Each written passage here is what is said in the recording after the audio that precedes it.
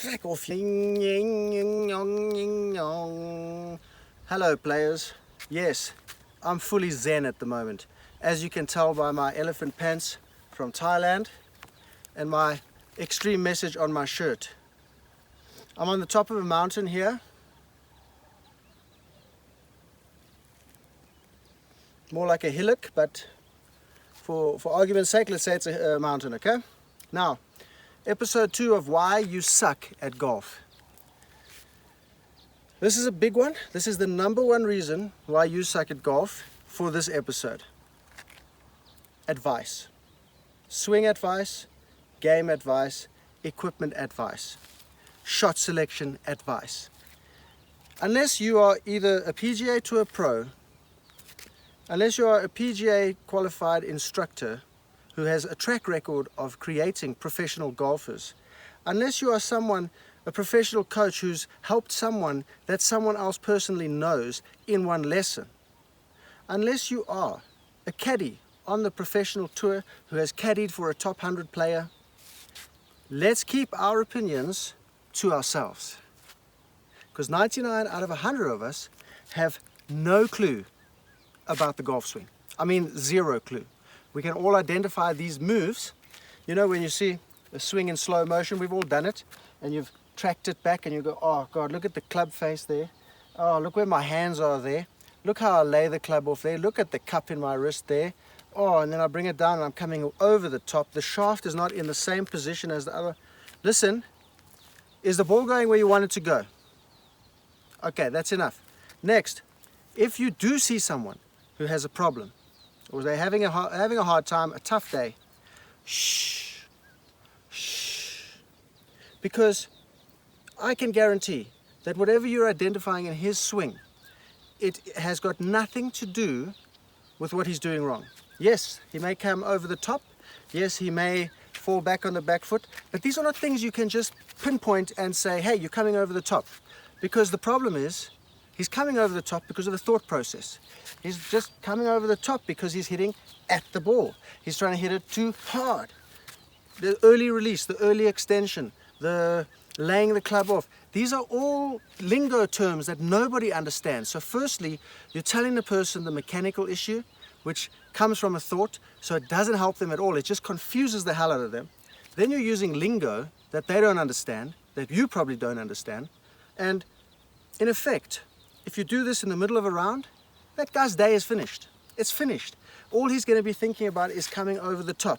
Then he's going to solve that, and you're going to tell him he's laid the club off. And then he's going to think to himself, what the hell do I do? How do I play golf? And he'll shoot the highest score of his life. He'll go to the driving range and try to work on these things that someone's diagnosed, who's not a coach, who's helped someone actually play better golf, just a buddy, who's watched a few YouTube videos or read a Golf Digest magazine.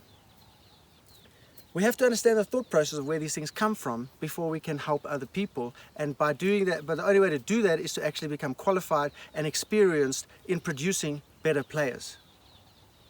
Have you? Now, on the other hand, players, if you play with people who are constantly giving you advice, constantly telling you, oh, no, you're a bit quick there, and coming over the top there, and yeah, no, you've lifted your head. All of these things. If you play with people like that, and they continue to do it unsolicited, you haven't asked them for it. Step 1, tell them before a round, listen, buddy, number 1, I understand that you're just trying to help, and I appreciate it. But for this round, I'd like to just have no fucking advice. And if you have a problem with that and they can't keep their mouths shut, don't give them a second chance. Stop playing golf with them. I'm not even kidding about this. Stop playing golf with people who keep bringing you down with their unsolicited advice that they have no idea what it means or how to fix an issue. They're just spouting stuff they've seen on YouTube and Golf Digest. The game is there to be enjoyed. If you've got someone destroying the experience, just stop playing with them. It's so easy. Find other golfing friends. I'm not joking about this. I've done it. I've stopped playing with people who will constantly, on every single shot, tell me what I'm doing wrong. And I end up shooting 85, 88, 89 off a 5 handicap. Do you understand what I'm saying? So the best way to actually stop sucking in this way is to A, watch your friends play and take no special interest in their swing or how they're doing. It's not about you. It's not about you helping them. The day is about you having fun in your game. If you would like to have fun by helping other people, go and get qualified, go and help somebody to reach a single figure handicap from a double digit handicap, go get qualified as a PGA instructor. Any of these avenues are open to you, and you can have fun giving unsolicited advice to people on a driving range that you don't own. That could be fun. If you are the advice receiver all the time, like I say, number one way to stop sucking, stop playing with advice givers. And if you do want advice, players, because you're sucking, go to a professional who has helped someone that you know personally. You have to know the person personally. They can recommend the pro. There's a guy in like the Elks Club des Areux. I know has helped 2 guys personally in the group. Brian from my channel was hitting pop gun 90-yard shots with every club. He went to David Lamprecht at the Elks Club des Areux in Johor Bahru, and he's fixed up. He shot his lowest score the other day of something like a 92, and I mean, that's 7 shots better than the 99 he shot, or 6 shots better than the 98 he shot on my channel. This is how you do it. Forget the advice of YouTube channels, books, all these things.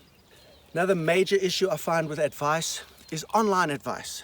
Yes, there are some things you can sift through and find something nice that is going to work for you, and 1 out of 100 of those things might work. But that means you've sifted through 99 other things that don't work. So when you're watching these things that are teaching you how to do all sorts of things, remember, this is for views and it's for them to sell stuff to you, okay? For real help, you have to see someone in person. They can customize the lesson to your swing, to your learning ability, to your learning style. When you're going on there and self-diagnosing your swing, you've had it. No 24 handicapper, no 15 handicapper, no even 5 handicapper can self-diagnose their swing or have their friend diagnose their swing. No YouTube channel is going to diagnose your swing. Only someone in person who's helped someone you know, who has a good track record, is going to be able to diagnose your swing and fix it and give you checkpoints and tips on how to keep the fixes instead of just going to the golf course and forgetting it all. Because what happens is you go on YouTube and you find 17, 20, 23 ways to stop slicing, and you take, of those 23, you remember 3 or 4, and probably the 3 or 4 that don't even apply to you. And this is the issue, is sifting through all these things as an amateur golfer with no experience with the swing. How do you know which one actually applies to you? You don't. Sorry. 99.9 out of 100, as in 999 out of 1,000 people, will never be able to self-diagnose their swing. Yes, you may be the exception. I've heard it all. I understand it. You found a tip that worked for you and you hit the thing dead straight. I'm happy. I'm happy for you. This is a broadcast, because the audience is broad and it's casting to them, and for most people this is a no-no. Ask Brian from the channel, who went to see David Lamprecht to change his swing and get it back to where it was, because he watched thousands of videos about how to play golf again, for some reason changing his swing into hitting 90-yard pop gun shots off to the right. We as amateurs have no clue. Don't screw yourself up.